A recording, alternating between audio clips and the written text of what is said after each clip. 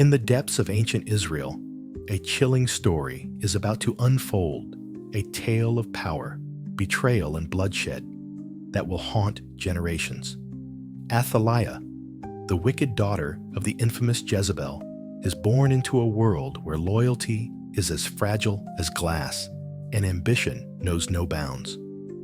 Raised in the shadow of her mother's dark reign, where idolatry and ruthless control define the very fabric of life, Athaliah learns early that power is the ultimate prize. But what happens when a woman driven by ambition becomes willing to sacrifice everything, including her own flesh and blood, to seize the throne? Can you imagine what lengths one might go to when ambition blinds the heart? Athaliah's heart, as cold as the harshest winter frost, beats only for one thing: the crown. No moral compass, no family ties, nothing will stop her from claiming what she believes is rightfully hers. And in the midst of this dangerous game, a kingdom teeters on the edge of destruction with an innocent life in the balance. But there's a glimmer of hope, a flicker in the darkness that could save this crumbling kingdom. Hidden away from the queen's bloodthirsty pursuit is a rightful heir protected by the few who still dare defy Athaliah's madness. Time is running out, though, and the fate of the kingdom hangs on a fragile thread. What will happen when darkness threatens to swallow all? Can the child survive Athaliah's cruel grasp, and will this kingdom ever be the same? Stay with me, and let's dive deep into this heart-stopping tale of betrayal, power, and hope. Drop a 777 in the comments if you're ready to uncover the shocking truth behind Athaliah's blood-soaked reign. Let's begin this unforgettable journey together. The wicked daughter of Jezebel. How Athaliah bathed Judah in blood.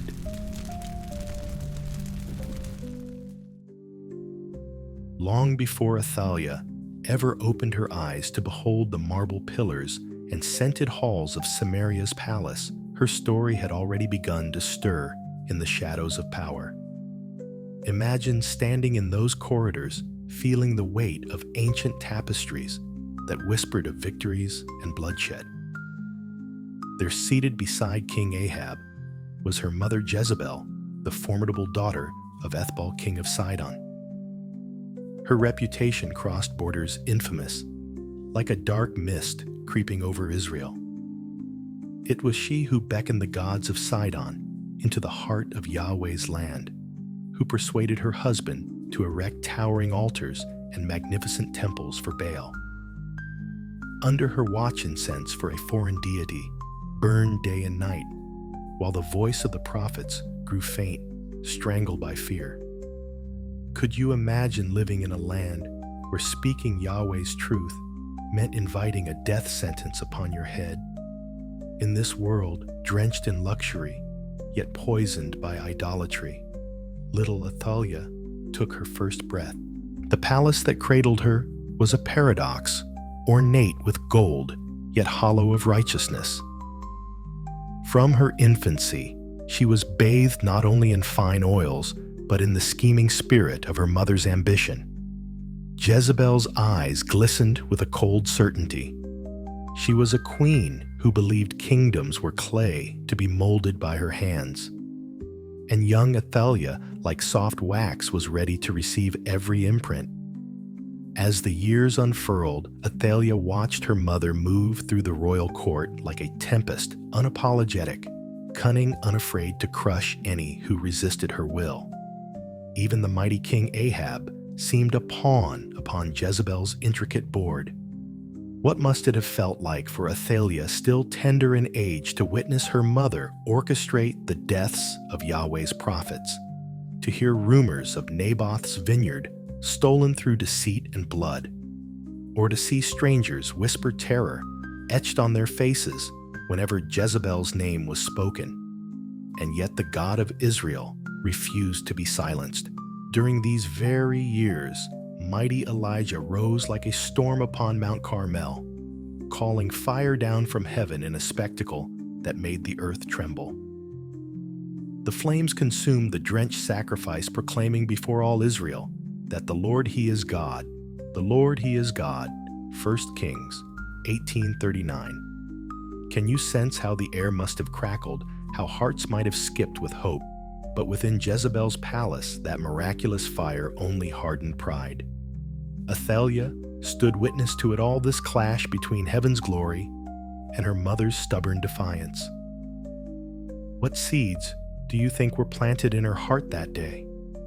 Was it fear, or an even deeper resolve to cling to her mother's gods? Jezebel taught her daughter an unyielding lesson. Power is never politely handed over. It must be seized with both hands, regardless of who stands in the way. So Athaliah grew beneath that iron rule, learning that compassion was weakness, and that victory often dripped red. But along with that iron will came fatal fractures, pride that refused correction, a hunger for dominion that knew no bounds, and a chilling blindness to the living God who governed the very breath in her lungs. These were the seeds sown in the soil of her childhood, watered by deception and bathed in arrogance, seeds that would one day bloom far beyond the borders of Samaria.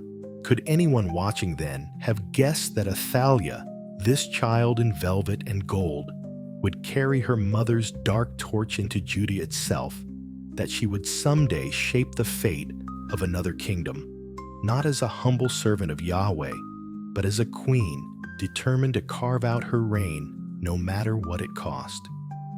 And as you trace this lineage of ambition and rebellion, does it not stir something within you? How many today still build altars to modern idols, chasing influence, wealth, or pride, oblivious to the quiet warnings of God? Perhaps without realizing it, many walk the same shadowed halls Athaliah once did, convinced they stand secure, while their souls drift ever further from the only throne that truly matters. This is the legacy Athaliah carried in her veins, an inheritance forged long before she ever set foot upon Judah's soil. What she would do with it, however, was a tale yet to unfold.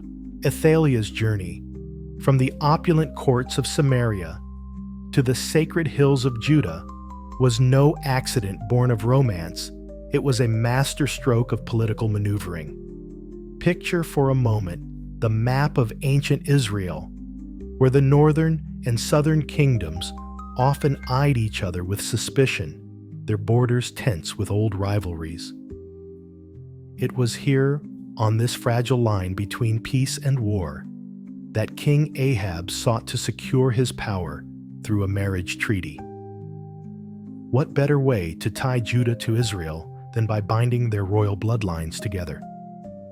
And so, Athaliah, daughter of Jezebel and Ahab, was given in marriage to Jehoram, son of King Jehoshaphat of Judah. What might it have felt like for her, stepping across the threshold of Judah's palace gates, adorned not just in royal garments, but draped in the expectations of an entire kingdom? This was far more than a celebration of two young nobles. It was a calculated covenant meant to weave two nations into a tighter tapestry. Yet woven among the bright threads of diplomacy were darker strands. Athaliah brought with her the pomp of Samaria, the scent of Sidonian incense, and the silent whispers of Baal's priests. Could Judah truly remain untouched by such a potent presence raised in a court where manipulation was as common as music? Athaliah knew how to move unseen, to guide decisions without appearing to lift a finger. She had learned from the very best Jezebel herself, who twisted kings to her liking as easily as she rearranged her jeweled necklaces. Now, in the heart of Judah, where Yahweh was worshipped with earnest devotion, Athaliah found fresh ground to test her mother's lessons.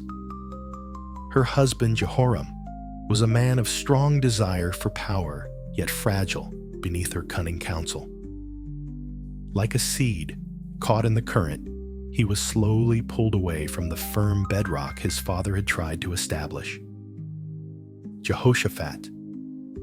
Jehoram's father was widely respected as a godly ruler. Scripture records that he walked in the ways of his father Asa and did not stray from them, doing what was right in the eyes of the Lord. 2 Chronicles 20:32. This was a king who tore down Asherah poles and sought to purify Judah of foreign worship. Yet even righteous leaders can leave gaps in their walls. Through this single marriage alliance, a fissure opened subtle, at first almost invisible. Isn't it striking how quickly compromise can slip through even the strongest gates when dressed in garments of political necessity?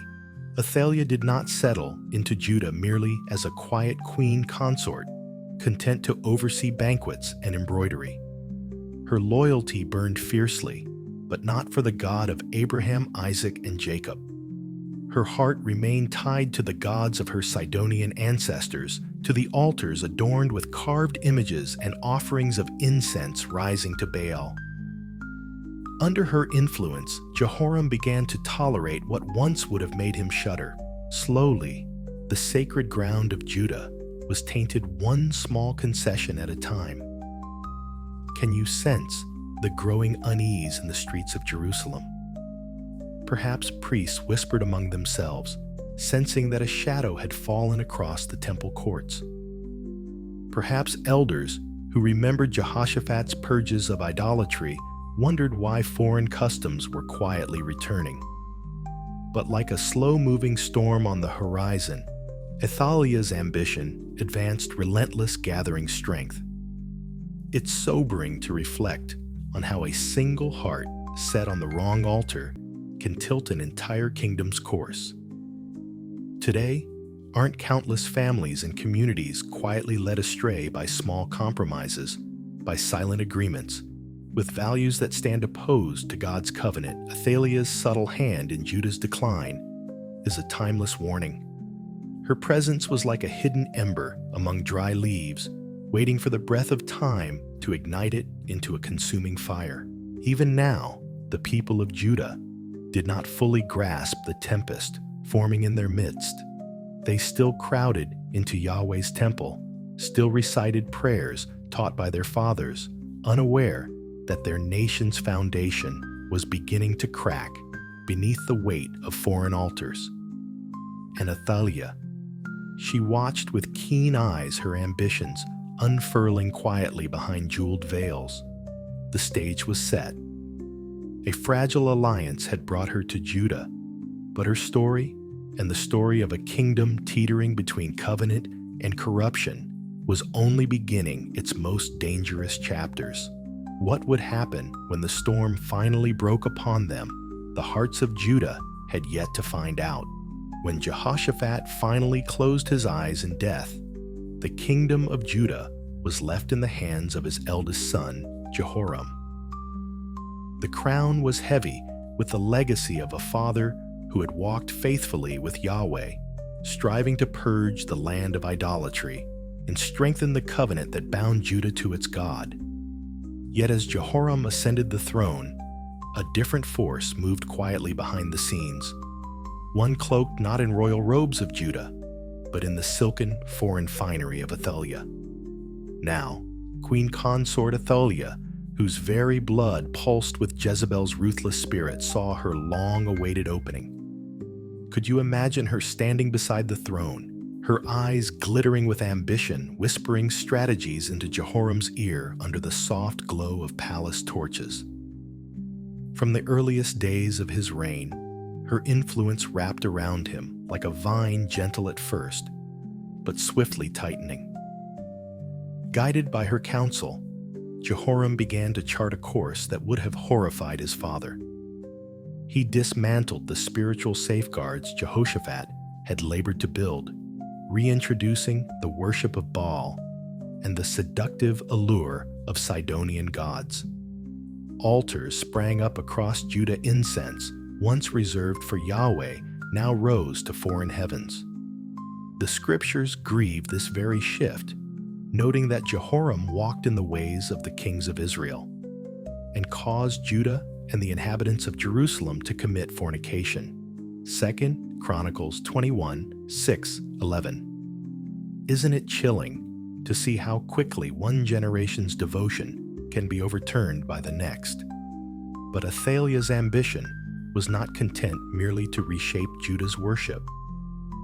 It sought to secure the throne at any cost. Under her dark encouragement, Jehoram committed an unthinkable crime, ordering the brutal execution of his own brother's men, who shared his father's blood and who might one day question his rule. Can you picture the dread in the palace halls that day? Rooms once echoing with laughter and princely debates now stood silent, haunted by betrayal. Through this act of fratricide, Jehoram severed himself from the very heartbeat of Jehoshaphat's legacy. Judah, once bound together by shared faith and family honor, now trembled under the shadow of fear. The consequences were not slow to come. Almost as if creation itself recoiled from this new rule, neighboring nations rose in rebellion. The Edomites, long under Judah's dominion, broke free, shaking off the yoke and carving out their independence. Meanwhile, the Philistines and Arabs swept through Judah's defenses like a scythe through harvest fields, looting royal treasuries and leaving devastation in their wake. Imagine the people of Judah watching their sacred city plundered, wondering how far their nation had fallen since the days of Jehoshaphat's processions to the temple. In the midst of this storm, a parchment arrived, carried by trembling hands into Jehoram's court. It was a letter from the prophet Elijah himself, a man whose words once summoned fire from heaven. The message was blunt and searing like a blade pressed to the soul.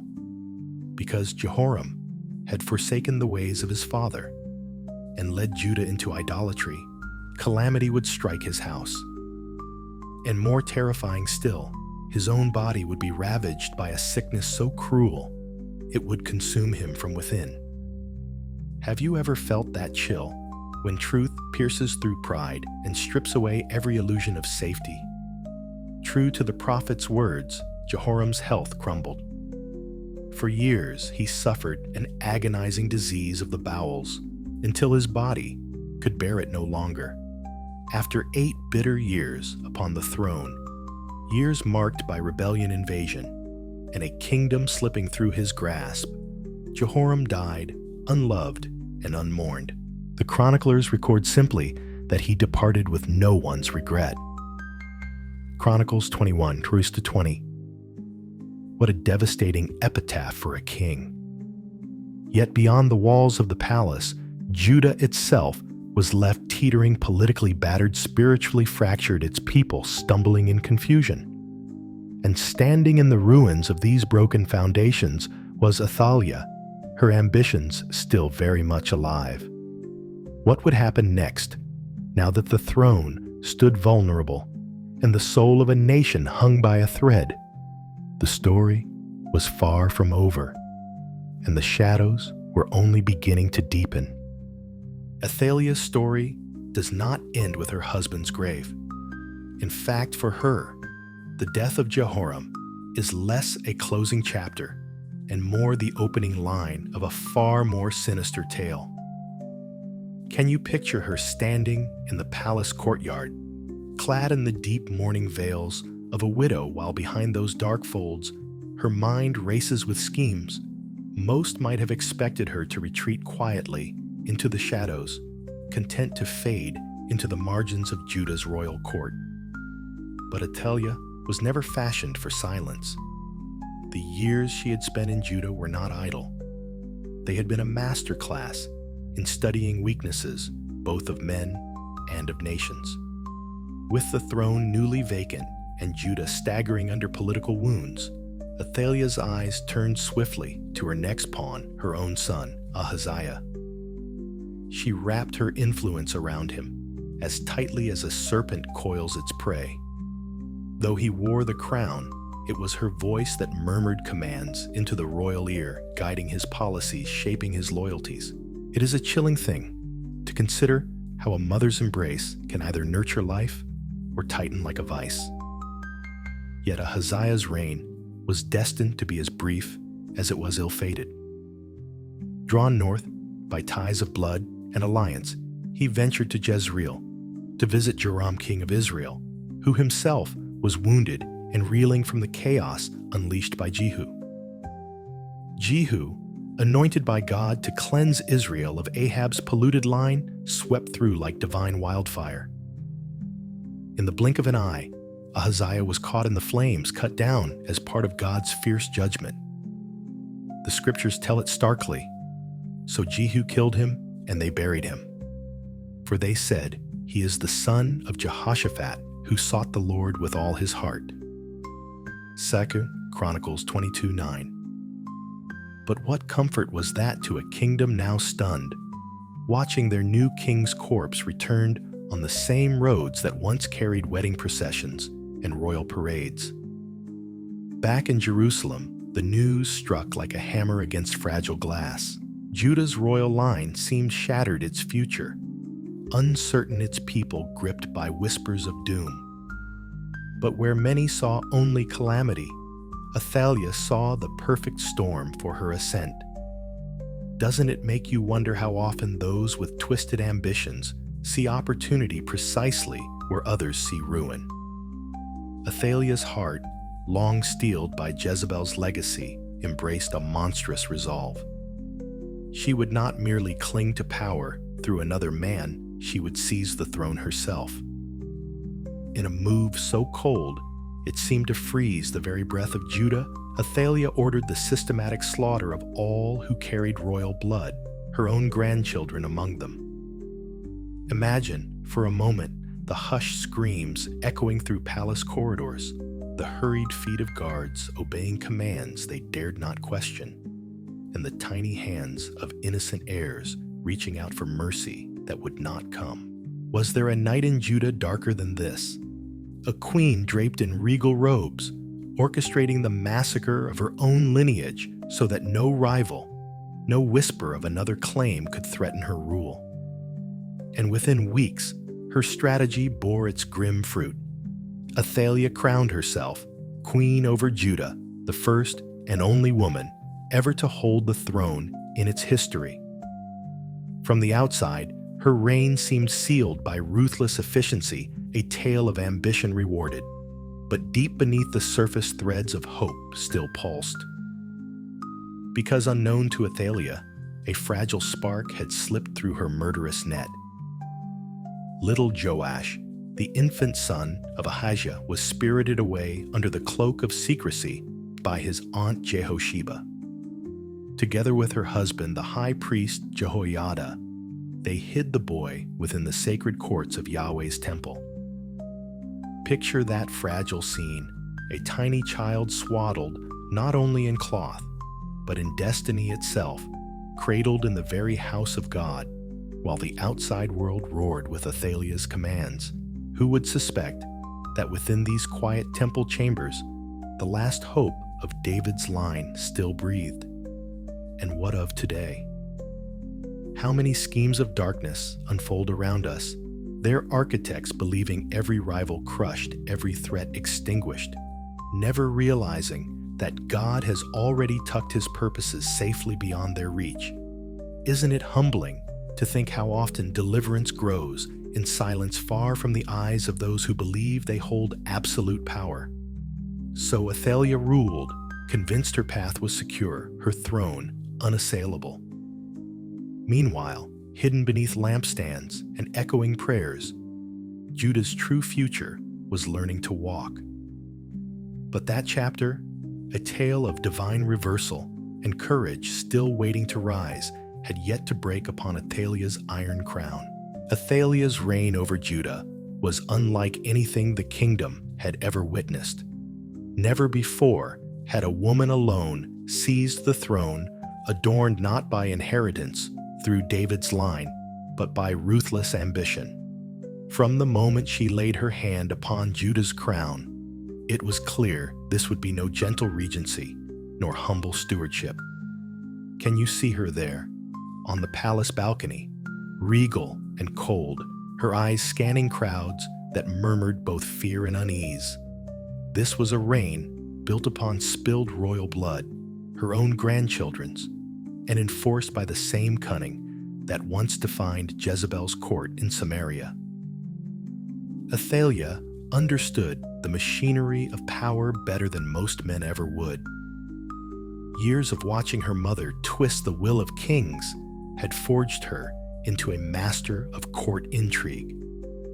Now she stood alone at the summit of Judah's fragile kingdom, propped up by courtiers loyal to the memory of Ahab and Jezebel, eager to see Sidonian traditions take firm root in the land of Yahweh.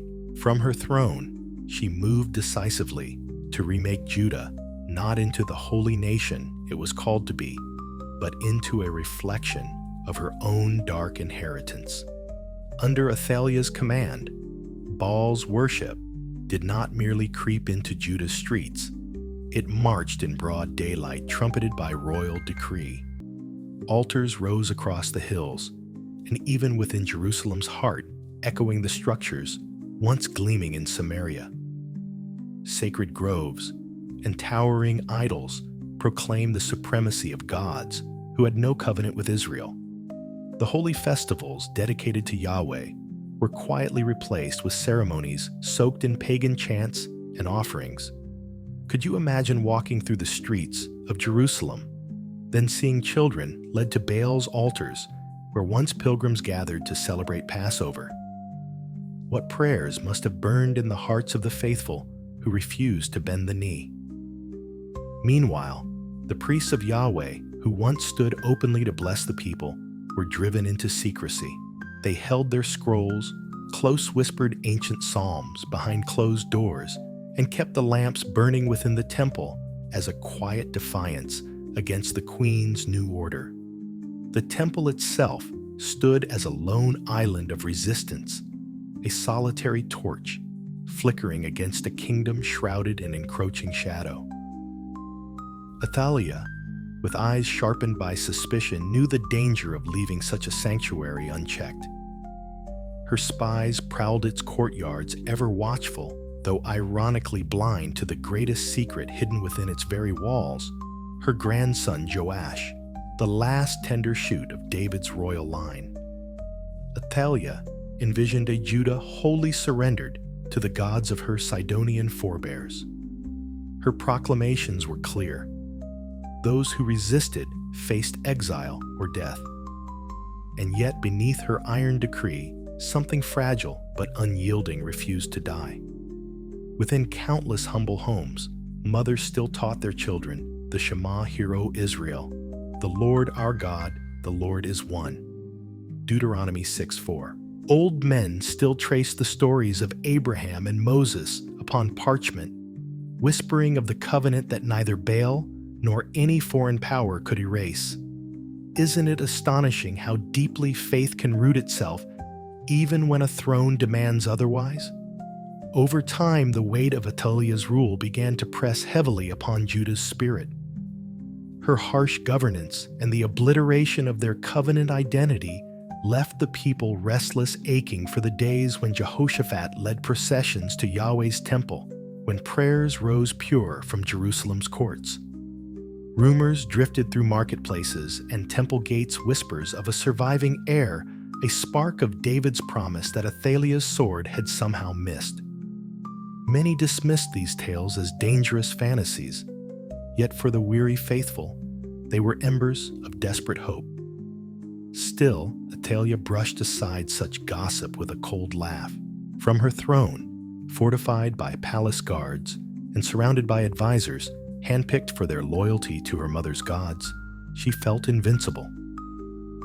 She believed Judah was forever molded in her image, its allegiance torn from Yahweh and bound to Baal by iron decrees.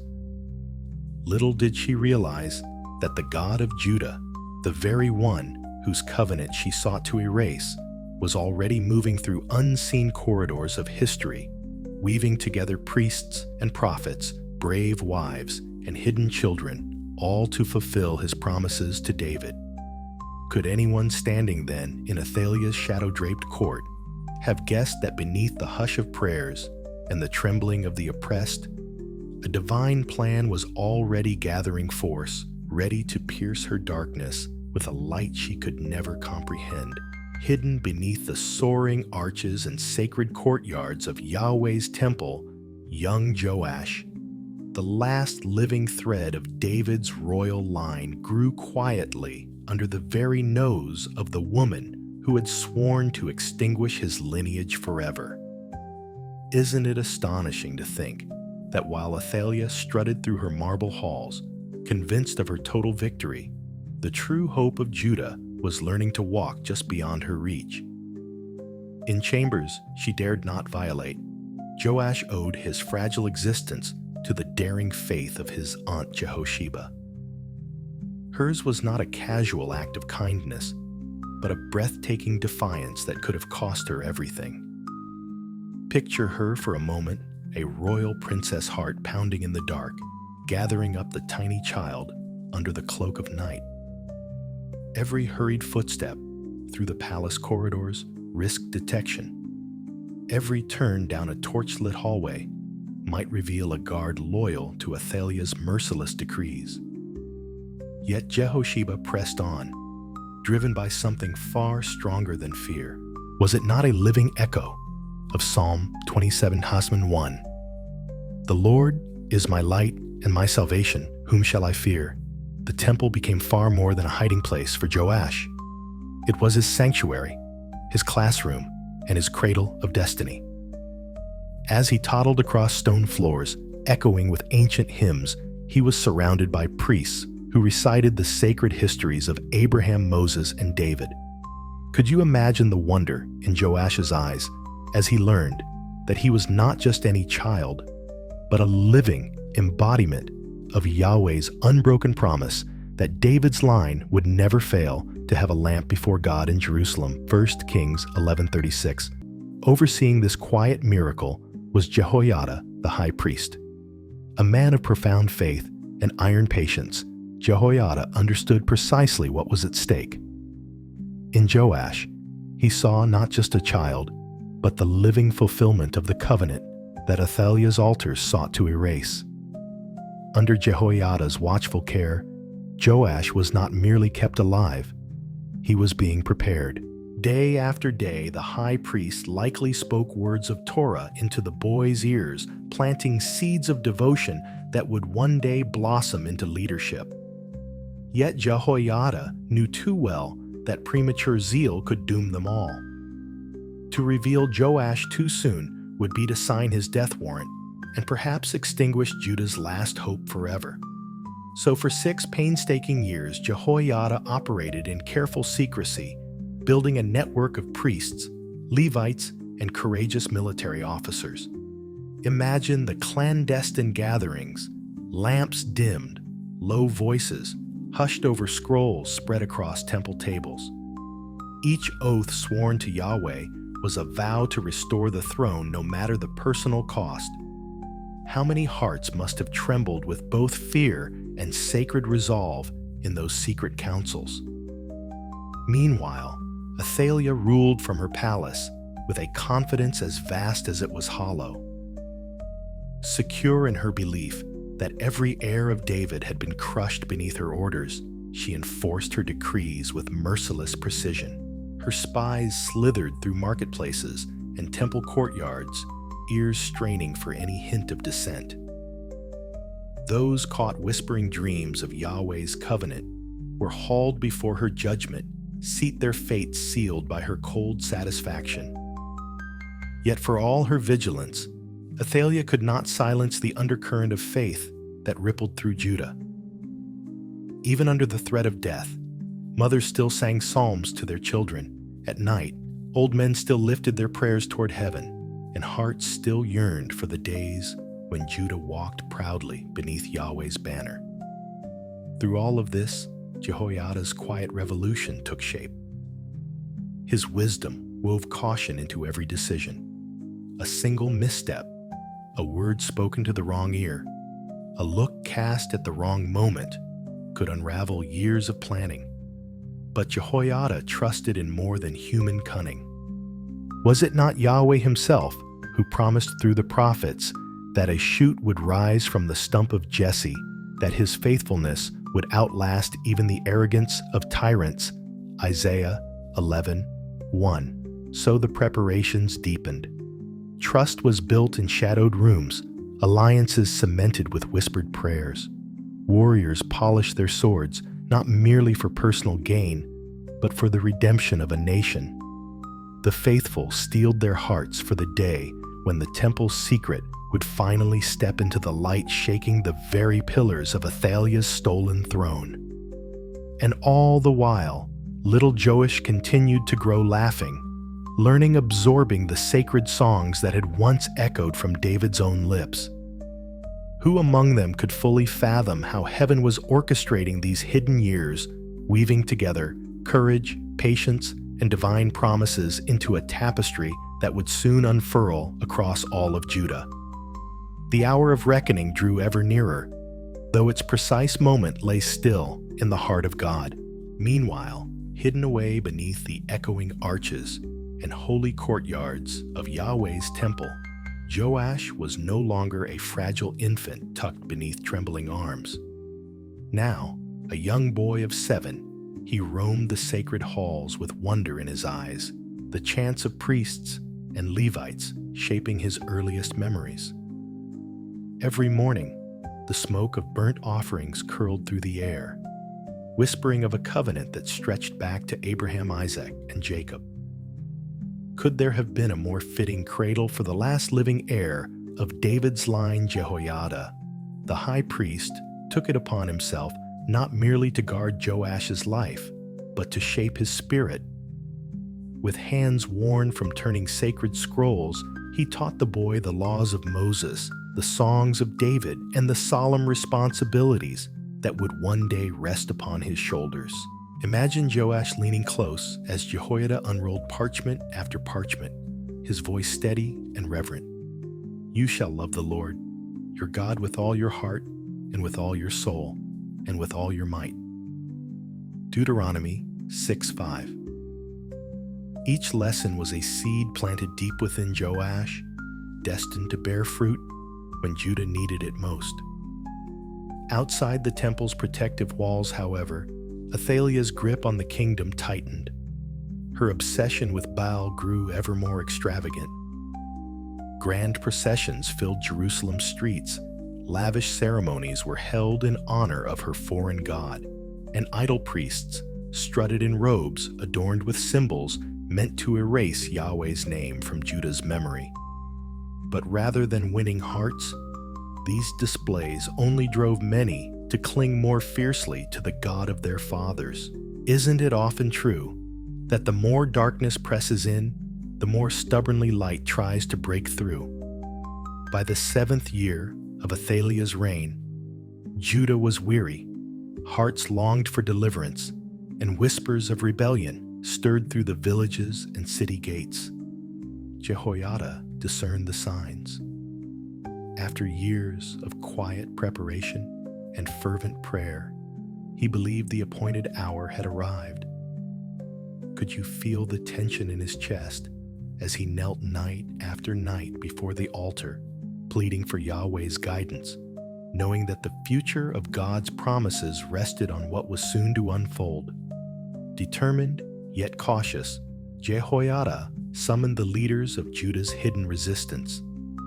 Under the cover of darkness, priests, Levites, and seasoned military commanders slipped through the streets and gathered within the temple's inner courts. There, amidst the golden lampstands and echoing psalms, Jehoiada unveiled the secret they had long risked everything to protect. Before them stood Joash, not a ghost of legend, but a living boy, with eyes bright and steady, David's blood flowing in his veins. A hush fell over the assembly. Men accustomed to the clash of swords and the harsh bark of orders now found themselves trembling, tears catching in their beards. Was this truly the child they had prayed for in secret? The living promise of God that Athaliah's blades had failed to snuff out Jehoiada's voice rang through the silence deep and resolute. "Brothers," he proclaimed, "we are not merely fighting for a crown of gold or the seat of a palace. We are fighting for Yahweh's covenant with David, for the soul of this nation, and for the future of every child who dares to lift his hands in prayer to the true God." Could you stand there and not feel your heart catch fire, knowing the hour had come to push back against years of darkness? The plan that emerged was as daring as it was divinely inspired. Under the pretense of a great religious festival, a common gathering that would draw crowds without rousing suspicion, the people of Judah were summoned to Jerusalem. Levites were tasked with spreading word across the land, inviting worshipers to the temple where Yahweh's name would once more be honored openly.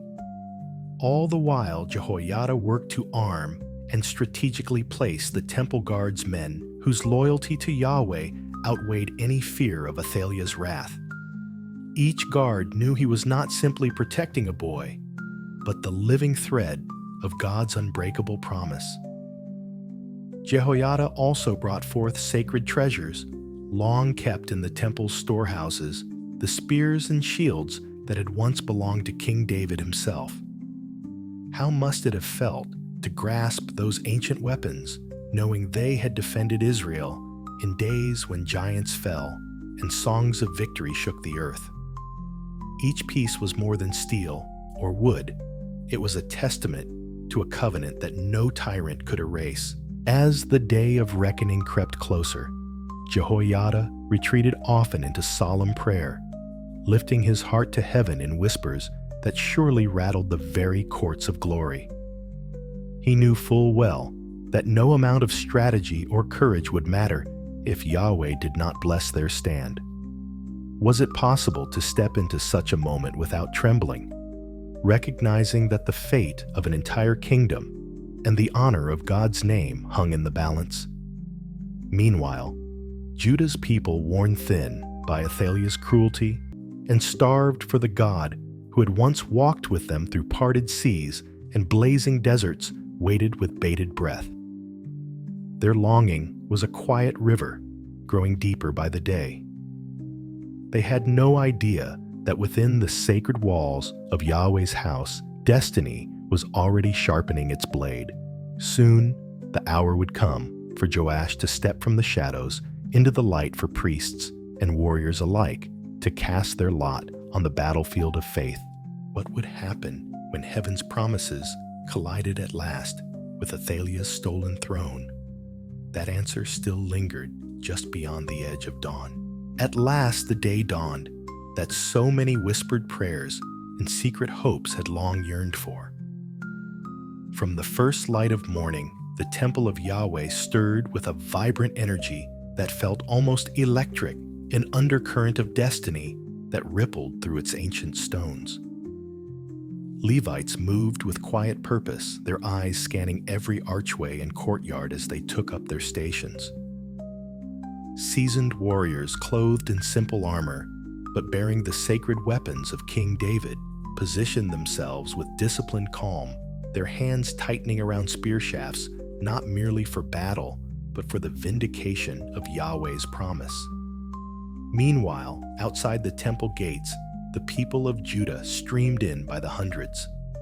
They believed they were gathering for one of the grand festivals, a chance to bring offerings, to sing psalms in the courtyards of the Most High, to taste once again the communal joy that Athaliah's reign had tried so hard to smother.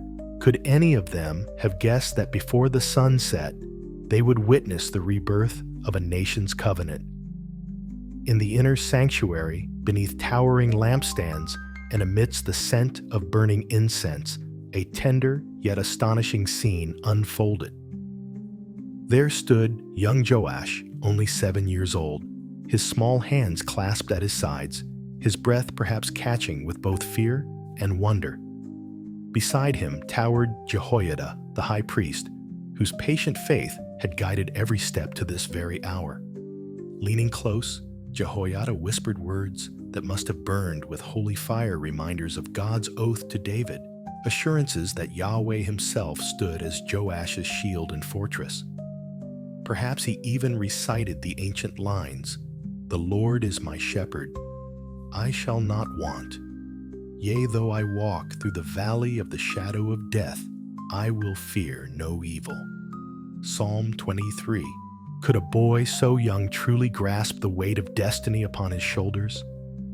At a subtle nod from Jehoiada, the Levites lifted gleaming silver trumpets to their lips. A bright, commanding blast shattered the morning air, ricocheting off the temple walls and spilling into Jerusalem's streets.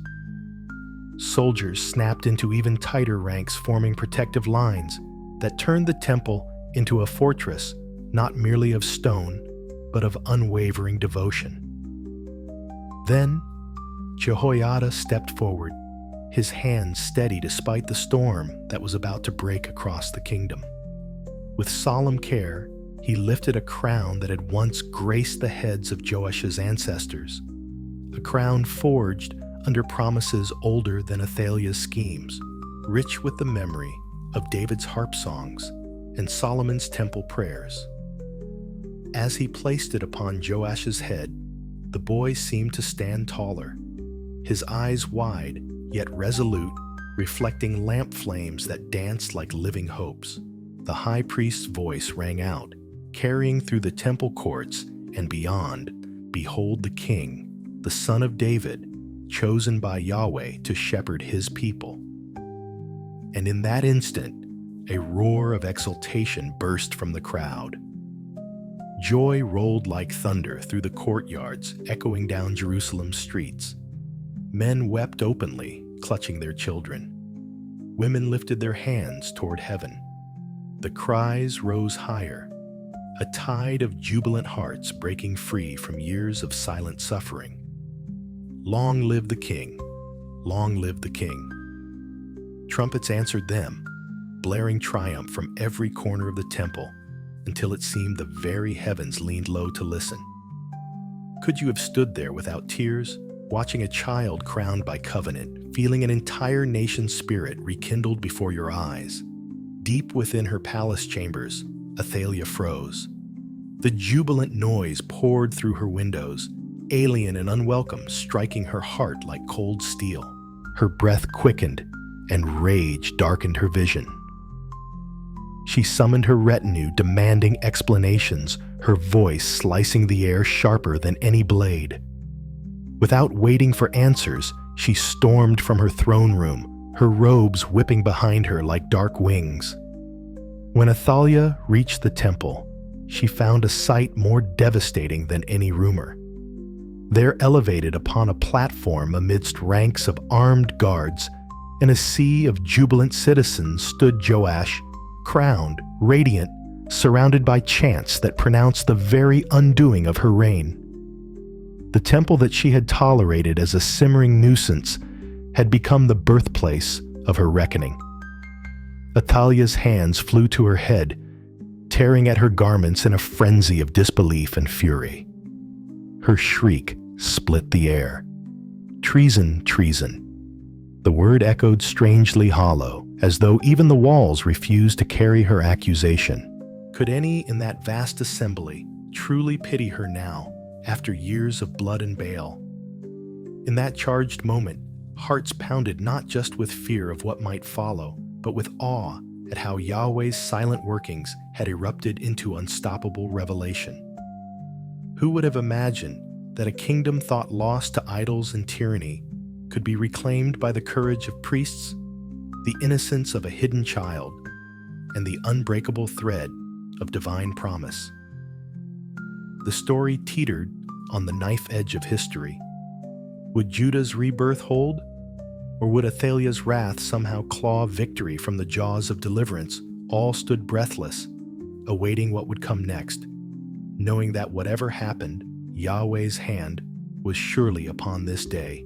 Athaliah's shriek of treason might have once struck terror into the hearts of Judah's people, but on this day, her voice was little more than the hollow wail of a ruler whose power had already crumbled. As she stood, glaring from beneath her torn garments, her eyes wild with a wrath that had long burned unchecked, the crowd did not scatter. They did not bow. Instead, they stood shoulder to shoulder, their faces lifted toward young Joash hearts, bound together by a hope long denied them. Isn't it remarkable how quickly fear dissolves when people finally see the truth standing before them? When Yahweh's promises break forth into dazzling reality, Jehoiada, the high priest, whose wisdom had steered this uprising from whispered conspiracies to thundering revelation, stepped forward without a hint of hesitation. His old eyes, sharpened by years of watching both holy triumphs and bitter apostasy, locked onto Athaliah with calm authority. He knew that for Judah to truly be free, the serpent's head must be crushed. In a voice that carried the weight of heaven's decree, he commanded the temple guards to seize her. There was no hesitation in the soldiers who stepped forward. These were men who had stood guard around Joash, who had vowed to protect the covenant of David with their very lives. As they took Athaliah by the arms, she thrashed and spat curses. Her royal dignity shattered, her power reduced to a flailing spectacle. Yet even now Jehoiada honored the sacredness of Yahweh's house. He ordered that she be taken beyond the holy grounds. Do not let her die in the house of the Lord. He insisted, echoing the same reverence for God's temple that had once moved Solomon to his knees. 2 Chronicles 23:14. Dragged through the streets that had once bent in fearful homage to her passing, Athaliah was brought to the very entrance of the palace, her throne's doorstep. It was there that her life ended, the echo of steel upon flesh marking the close of a chapter steeped in idolatry, murder, and defiance. How haunting to consider the same steps she once ascended in triumph now bore witness to her last breath. Does it not stir a sober awe to see how swiftly the proud can be toppled when their hearts stand defiantly against God? All across Jerusalem, the people of Judah exhaled as one. For years, they had lived under the choking rule of Athaliah, watching their sacred traditions trampled, their children taught to bow before Baal. Now they witnessed the downfall of the very hand that had tried to sever their covenant with Yahweh. The relief was not merely political. It was a release of souls long held captive. Mothers clutched their children tighter, merchants whispered blessings into the dusty streets, and old men lifted trembling hands to the sky, tears tracing lines through years of sorrow. But Jehoiada understood that ending Athaliah's reign was only the first step. True restoration required more than removing a tyrant. It demanded the people's hearts be knit again to their God. Gathering the multitudes into the temple courts, beneath the same sacred pillars that had sheltered Joash in secret, Jehoiada called for a covenant renewal ceremony. Picture the scene, thousands pressing close, the morning sun catching on their faces, the hush of anticipation wrapping them all in breathless unity. With Joash standing by his side, a living testament to Yahweh's unfailing promise, Jehoiada lifted his voice. He urged the people to pledge themselves once more to the God of their fathers, to tear down the altars of Baal from their fields and hearts alike, and to walk again in the ways of David, who had danced before the ark with unrestrained joy. Could you stand in such a moment and not feel a trembling resolve surge within you? Together, Judah's people swore their loyalty to Yahweh anew. The ancient words of commitment rose like incense into the bright air, carrying with them a scent far sweeter than any sacrifice Athaliah had ever offered to her idols. For in that covenant, there breathed life, a promise that even after years of darkness, even after schemes soaked in innocent blood, Yahweh's faithfulness remained untouched. So ended Athaliah's reign, but more importantly, so began Judah's healing. Their story stands as a living witness through time, that no matter how entrenched evil seems, no matter how complete its grip, God's covenant endures, and His light can shatter even the deepest shadow when the appointed hour arrives. The story of Athaliah stands across the centuries as both a chilling warning and a radiant promise.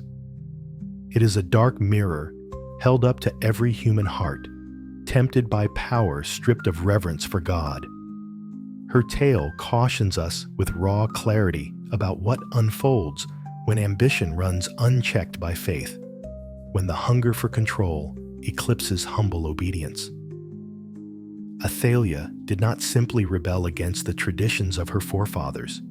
She waged war against the very covenant that anchored Judah's destiny. Isn't it sobering to consider how easily a crown or influence of any kind can become a snare when untethered from a fear of the Lord? Through her rise, bolstered by manipulation, stained with the blood of her own kin, we witness the terrible path of rejecting God's ways. Her fall was equally dramatic, a sudden unraveling that revealed just how hollow her throne truly was. For all her schemes, Athaliah could not break what God had spoken over David's line.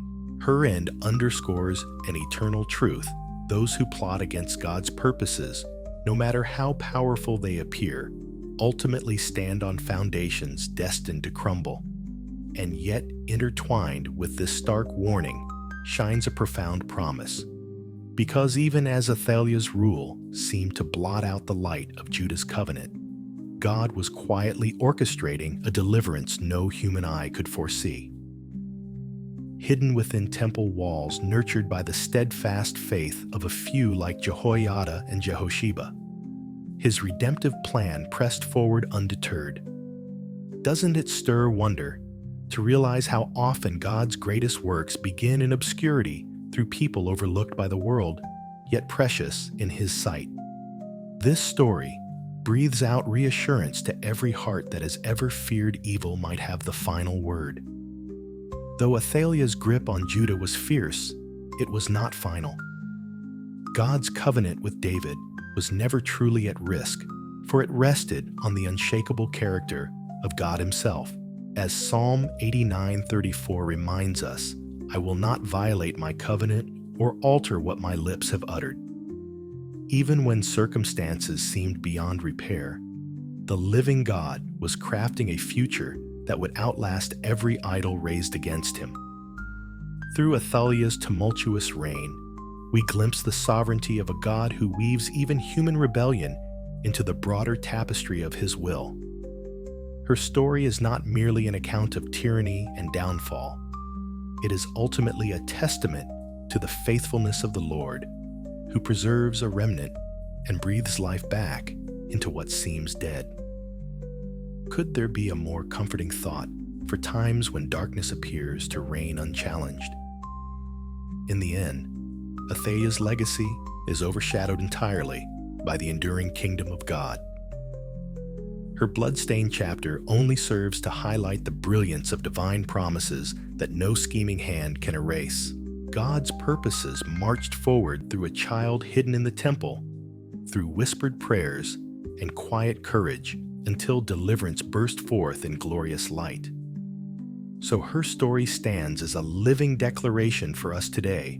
No matter how bleak the landscape may appear, no matter how triumphant evil may seem, God remains faithful.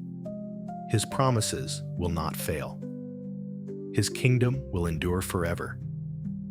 And through even the smallest faithful hearts, through humble acts of courage and trust, He continues to write stories of restoration and deliverance that echo far beyond any throne built by human hands. As we close the chapter on the haunting story of Athaliah, I can't help but feel a quiet awe at how powerfully it speaks to us even now. Her rise and brutal fall remind us of the undeniable truth that no throne built on bloodshed and pride can stand against the purposes of God. And doesn't that still hold true in our world today? So many chase influence, wealth, or control, believing they can shape destiny by force or cunning. Yet in the end, all of it will crumble if it stands in opposition to the living God. But beyond the warning shines a promise so radiant it nearly takes your breath away. Even when darkness seemed to choke Judah's very soul, God was still moving, patient, precise, unwavering. He hid his hope in the most unlikely of places, a frightened child tucked away in a temple, nurtured by the steady faith of those who refuse to bow to idols.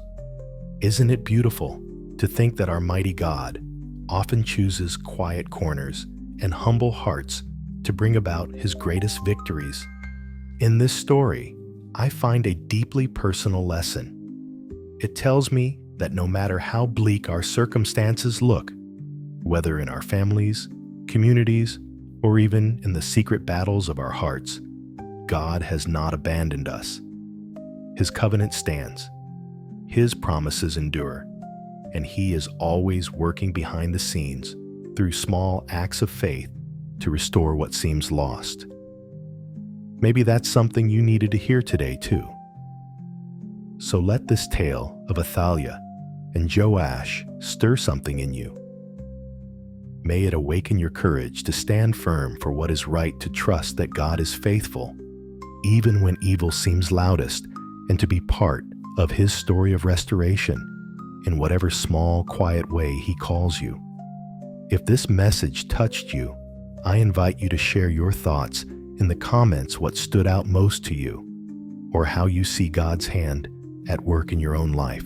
And if you believe more people need to hear stories like this, stories that shine a light on both the warnings and the breathtaking hope found in God's Word, please like this video, subscribe, and share it with someone who might need encouragement today. Thank you so much for spending this time with me. Truly, your presence here is a blessing. May God keep you, guide you, and remind you every single day that no plan of his can ever be overturned. Until next time, stay strong in your faith, and may his peace be with you always.